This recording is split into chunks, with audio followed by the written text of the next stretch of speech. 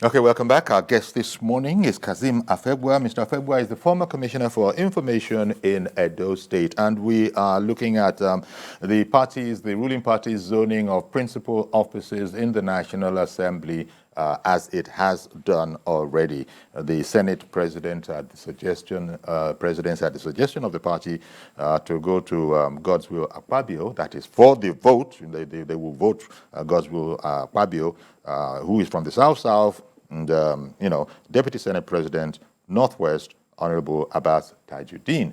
When you get to the House of Representatives, the names are Senator Barau Jibrin and Honorable Ben Kalu from the Northwest and South. No, Barau Jibrin is a senator. It's Tajuddin that is a House of Rep member. Thank you very much. My bad. Yeah, I mixed it up. So here we are. And just before we went, you had responded, to Reverend Dominic's contribution. Yeah. We have on the line now is Mr. Lukman in Accra, Ghana. Good morning, sir. Good morning, Uncle Yori. Thank you for calling in. Good morning. Good morning, Mr. Kazeem.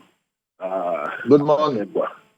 Mr. Kazeem is a very honest person, and it was the same thing I stated 2 days ago when one honorable came on here. And you could remember the last time I called, I picked Fabio as the Senate President, even before the party pronounced it. I suggested that, which is perfect.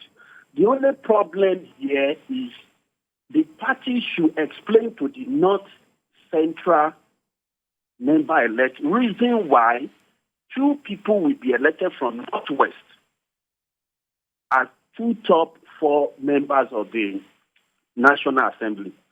You see, Uncle Dominic was saying something of entitlement. Those things are not good.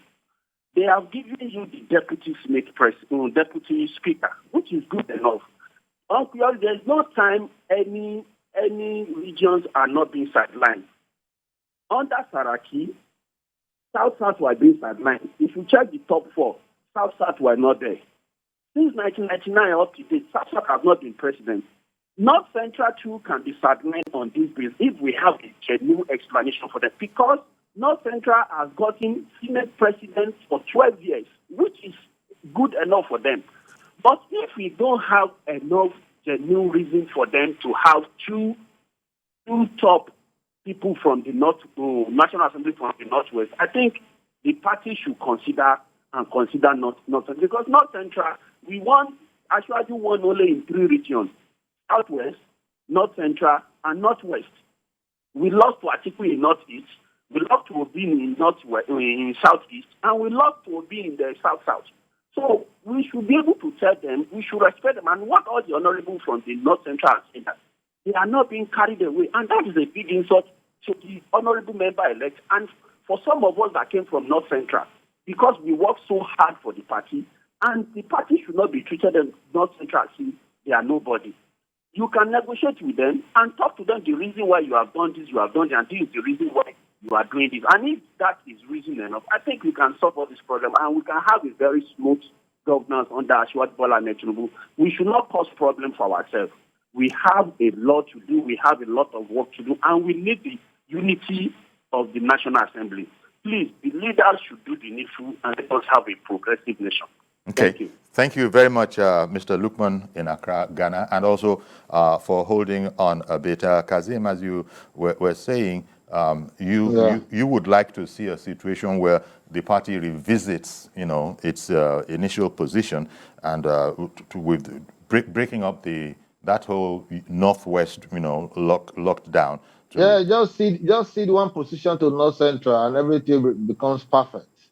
Just cede that one of the positions to North Central in a manner of understanding, in a manner of collective bargaining, in a manner of negotiation, so that every geopolitical zone will have a sense of belonging in this enterprise. Because the president-elect will not need distractions. He will need a very robust atmosphere for him to translate what he has in his renewed manifesto agenda for the good well-meaning Nigerians. So for me, I'm not going to be detained by this by Reverend Dominic's position that we are to doing 95%, 5%. People who are coming to the table, you must come with something on the table when you are preparing to contend with elections. If you play your mind back, Lori, you will discover that aside from what said Governor Umahi and Governor Uzodima of Imo and Umahi of Ebonyi, how many Southeasterners did you see in the front line of campaign of Tinubu, including Ojus Okalu, Osita Zunazo, and quite a number of them? How many of them did you see campaigning? They were all trying to be clever by half, supporting their own brother, Labour Party candidate in the night, and during the day they pretend that they are for Ashwaji. But we didn't see, and it manifested during the elections. The outcome of the elections from the Southeast was abysmal, and you cannot reward failure, for God's sake. Okay. Anybody who even Umahi, Governor Umahi would have been a better person for me to say he's even aspiring, because he came out so openly and so vociferous against those who were even fighting him. And at the end of the day, you see him stepping down his aspiration in a manner of humility. And he said the Ashwaji Bola Ahmed Tinubu has spoken to him that he should step down for the Senator Akpabio. That, to me, is a more nationalistic senator-elect who is governor of Ebonyi. Such a person should be cultivated in subsequent opportunities to be patronized, because that is the kind of thinking I want to see. Not those who were pretending, trying to be clever by half. During the day, they would pretend that with you. In the night, they will go and do another thing, and the thing manifested that they now want to reap where they didn't sow. All right. It won't happen. We'll continue to insist that the Senate president will come from South. We are very fundamentally positioned in this country. It's the treasure base of the country, and Senator Akpabio will represent our collective and individual aspirations from that geopolitical zone. Okay. Mazi Okorafor, good morning to you, Enaro Chuku, and thank you for holding on. Go right ahead now. Good morning, sir. You're a good one, I guess. The politics in Nigeria today, let us keep aside this issue of delivery. What we should be talking about in Nigerian politics is the politics of equity and fairness. You see, since after the Civil War, we saw what is going on within the Eastern, West, North, and South. Let's come back. During that time of Obasanjo, what happened? Some people will now come and tell that 5 senators have come out from the Southeast, because those 5 senators refuse to dance to the tone of third time. That is the problem. You see, the problem Nigeria is having today, we don't go to history. If we go to history, we know that everything has to move equally. Not binding whether you support or not support. That's what they call sportsmanship in any place you play, whether you're a footballer or a politician. But the question, winner takes all is not what Nigeria should be preaching. Nigeria should be equity, what is equity. So that tomorrow nobody say you have been marginalized, you are not being supported, you are not. Look, we have to move forward, because if we see that in Nigeria, talking about sentiment, Nigeria cannot move forward. Let us face the reality of that, because the country belongs to everybody. Some big and hard. Let us, whether this one support this one, that is what we should be talking about, equity. Look, we saw what is happening in Sudan. What happened in Sudan? Sudan, they have 2 factions, because it's all of them are the same country. What happened? Because one unit said that the North, the West have been hijacked since Al-Bashir. You see what is happening in Nigeria?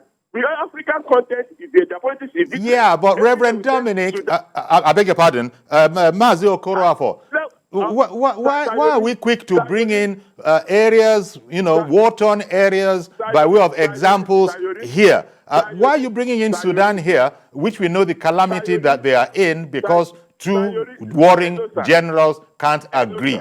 Is it a fair example? If you go to football team don't mind whether you are supporting this competition. You share up the player that is doing well. But you see how they are working. That's what they call football. That's what they call sportsmanship. That is what Nigeria should be preaching in the politics. Whether central or not, personally to me as an individual, I want us to move on that bring in somebody that is ready to deliver. Not minding. When Jagaba was the governor in Lagos State, he was not minding whether you're able or you represent. He was looking at that. But I don't know why coming this around. Now people are coming to bring sentiment into the agenda. Let us keep that issue that these people do not support that. That one should not quit their citizens because people are just trying to put across. But these calculations are made.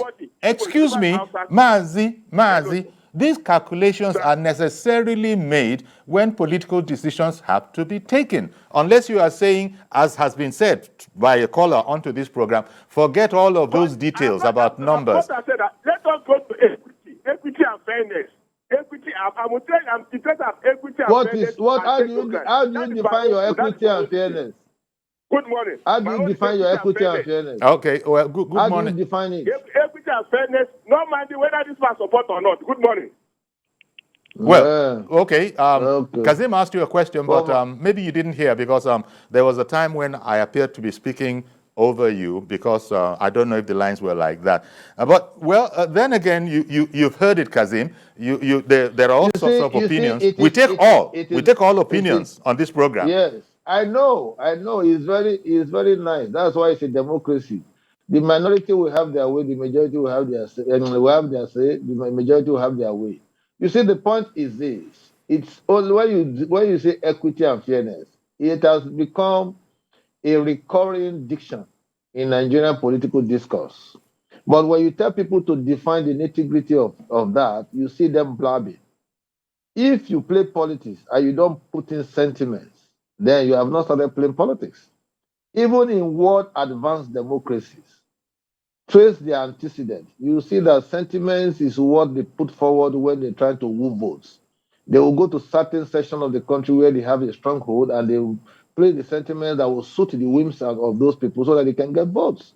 So you cannot remove sentiments from politics. That was it was the same sentiment that Peter Obi used maximally to get the kind of votes that he got, even though we know that the Labour Party was nowhere before he joined them.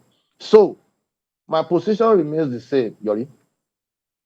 Nigeria is not sitting on a tripod arrangement. Nigeria is sitting on so many tripods. Let me put it that way. It is not three. So many. We have fought over 450 ethnic multiplicities, sub-nations, sub-nationals, and all kinds of interests, both clannish and nationalistic, are competing for attentions on a daily basis, on a regular basis.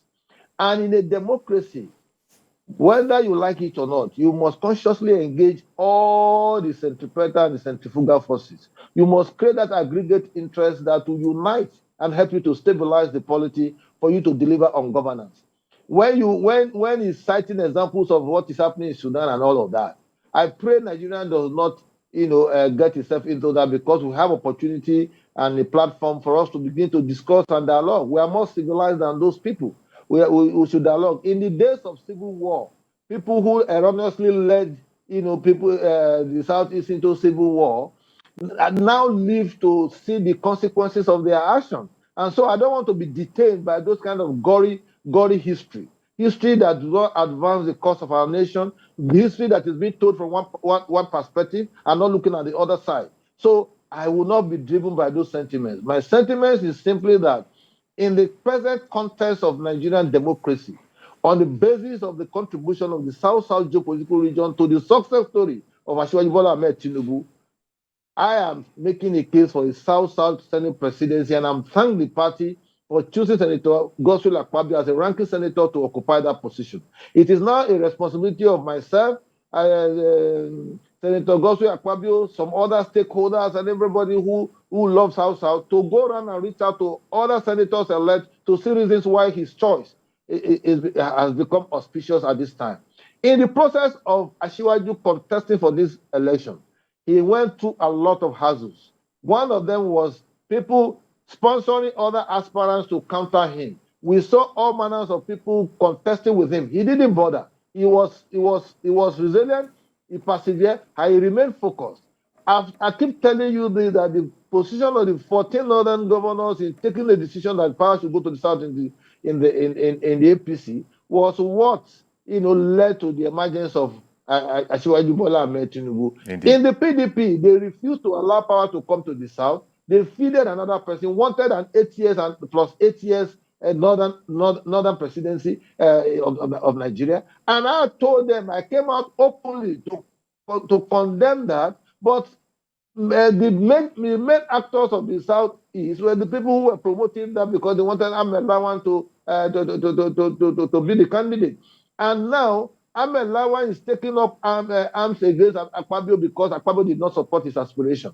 And he's trying to play God in the life of a man. And I want to tell him through this medium that no man is God. And he cannot, by any stretch of imagination, override the collective interest of the South geopolitical region. Okay, So if they want Kazim, to I beg your pardon. I got to interrupt here because we are very. I'm sorry to interrupt you, Kazim, but I do have Moses in Makurdi waiting to join the program. Good morning, Moses. Good morning, sir. Thank you for calling in. Go ahead, please. Please, the only contribution I have is concerning what Okorafor said. It is clear that Okorafor and his people did not contribute to making Ashwaju win this election. And therefore, only those who contributed should be rewarded, according to, just as Mr. Afegwa stated. I'm in support of that statement. Okay. Thank you so much. Thank you very much for calling in. Thank you. Now, Kazim, the other thing that is worrying to me, but perhaps you said it at the top of the program, that politicians, they gather together, there will always be brickbats. I'm a bit concerned when people are quick to refer to Sudan. Everybody knows the situation Sudan is in. And so I wonder, I mean, clearly it must be seen as a hyperbolic comparison. How can you compare Sudan and the situation that they're in as a possibility or a potentiality here? I think the way sometimes we throw around words, I don't know. Give me your impression on that. Yori, let me tell you from my own point of view. Nigerian democracy has come to stay. We may not get it perfect in terms of credible elections, but we are making steady progress. We are making concerted effort to ensure that this democracy endures and this democracy sustains, so that you and me can have a platform to voice out our sentiments, voice out our perspectives on issues. When people are easy to refer to Sudan and all of that, I take very strong exception to those kind of reference. Even look at those kind of comparison, because it is a diseconomy of scale for anybody from the Southeast to be making reference to this, and you are making Nigerians to have a particular mindset as if you are violent people. Some of my best friends are from the Southeast of Nigeria, and I enjoy their relationship that has spanned over donkey years. Nigeria is a marriage of inconveniences, and we have been treading on since 1914 till date. So now that we have a democracy that has endured for 24 years, for the first time in our history, we must take conscious and deliberate effort to ensure that we put pay to all kinds of marginalization, inclusion, and violence. But in doing that, justice deserves that. For God's sake, a deputy speaker for the Southeast is a very good position. Now, some people are now saying, why must he be Southeast deputy speaker? They are saying, why must he be Ben Kalu? Why not Miriam Onuoha, the lady? That's another dimension. Yeah. But for somebody to tell me that based on their contribution to the success of the APC at the last elections, that deputy speaker is not okay for them, it's like taking the handshake beyond the elbow.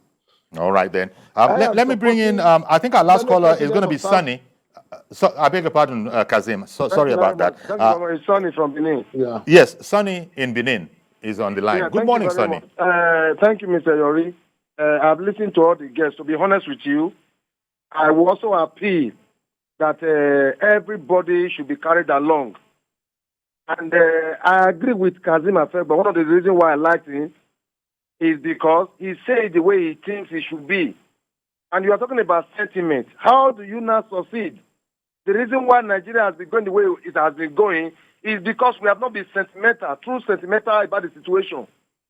If you look at somebody like Tinubu, there was a whole lot of forces that played out for him not to get the position of this presidency that he got. Now he has become president-elect. Everybody is not rallying around him. Now they don't want to say he wants to become a Senate president. They don't want to become this. And all this, why this man be doing all that roundabout, People didn't take him serious.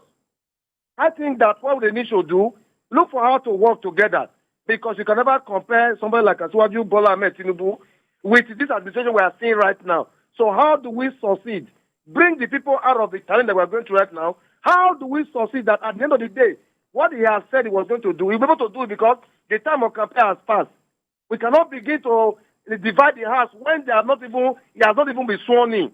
So I think what they can do right now, look for a way to work with him, get results, so that at the end of the day, the complaint, the pains, and in the mind of Nigerians, you can see how Tinubu can right the wrong.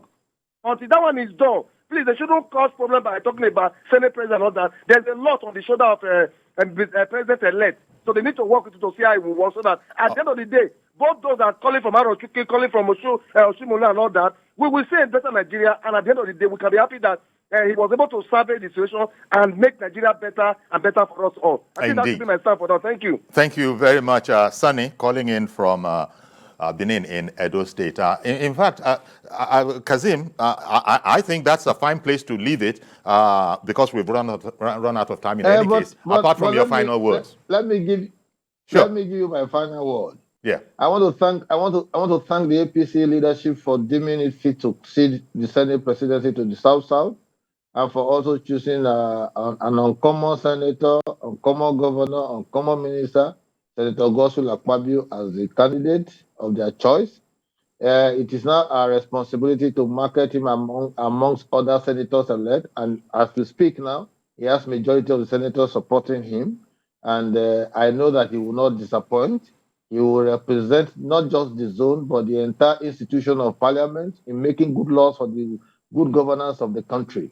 He has been a transformer, a performer. As a governor, as a minister, he has done so well. So those who are trying to play God in the life of men should please be told that at times their whims and caprices may not necessarily be what the people want. You may want to visit your powers as a Senate president.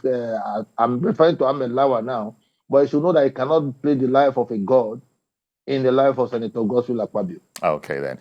Thank you very much. Kazim Afebwa, former Commissioner for Information in Edo State and President-elect Group Insider. I don't know how else to frame it, but... no, I'm a keen supporter. A keen supporter. Okay. Bola Ahmed Tinubu. Okay. So thank you very much, Kazim, for making time for us this morning. It's a pleasure. All right, then. So that's our program today. Please join us tomorrow for a fresh edition. I am Yori Folarin. Bye-bye for now.